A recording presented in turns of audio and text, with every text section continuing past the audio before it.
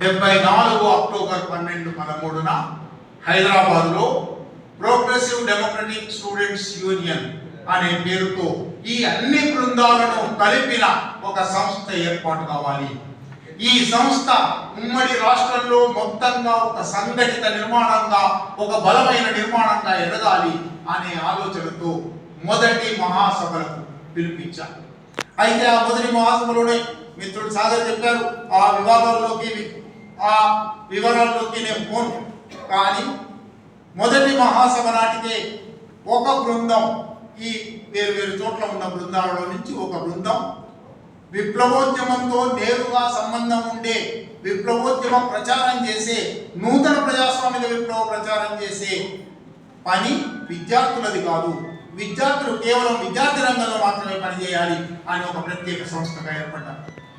మిగిలిన 2 పాయలు PDS ఏర్పాటు కోసం వచ్చిన తర్వాత ప్రణాళికలో ఏ అంశం ఉండాలి, మన నిబంధనావళిలో ఏ అంశం ఉండాలి అనే దగ్గర వివాదం జరిగింది. ఆ వివాదం నుంచి ఒక చీలిక ఏర్పడి కొంతమంది విద్యార్థులు ఆ సభలు హైదరాబాద్లో సరోజినీదేవి హాల్లో జరుగుతూ ఉన్నాయి.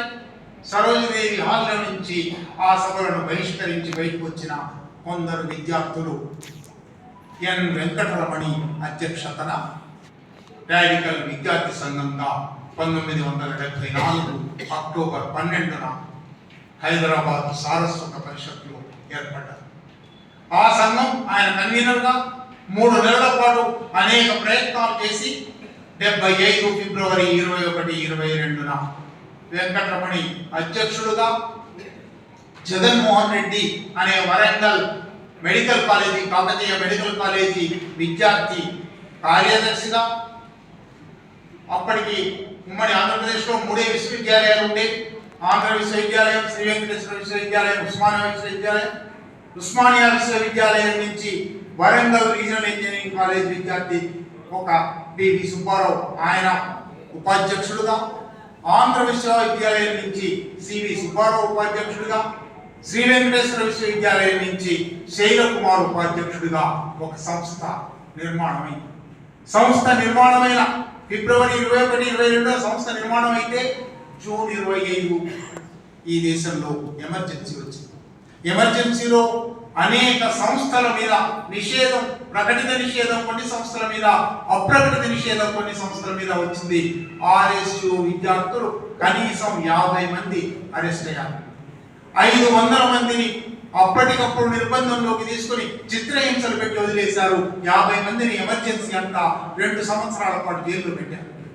అరెస్టు కాకుండా మిగిలిన రాడికల్ విద్యార్థులు, నిజానికి మళ్ళీ అక్కడ కూడా చెప్పాలి, రాడికల్ విద్యార్థి సంఘం 75 ఫిబ్రవరిలో ఏర్పడితే 75 జూన్లో ఇదే గుంటూరులో రాడికల్ యువజన సంఘం ఏర్పడి ఉండవలసింది.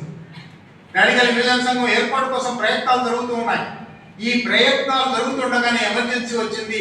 ప్రయత్నాలు చేస్తున్న అందరినీ జననాట్య మండలి కళాకారిణి సంధ్య, జననాట్య మండలి కళాకారుడు భూపాల్, విప్లవ విద్యార్థి సంఘం కార్యవర్గ సభ్యుడు సిఎస్ఆర్ ప్రసాద్, ఇటువంటి వాళ్ళందరినీ పట్టుకొని రాడికల్ యువజన సంఘం ఏర్పాటు కోసం ప్రయత్నాలు చేస్తున్న వాళ్ళను చిత్రహింసలు పెట్టారు. ఇదే గుంటూరు నగరం. కాబట్టి రాడికల్ యువజన సంఘం ఏర్పడలేదు.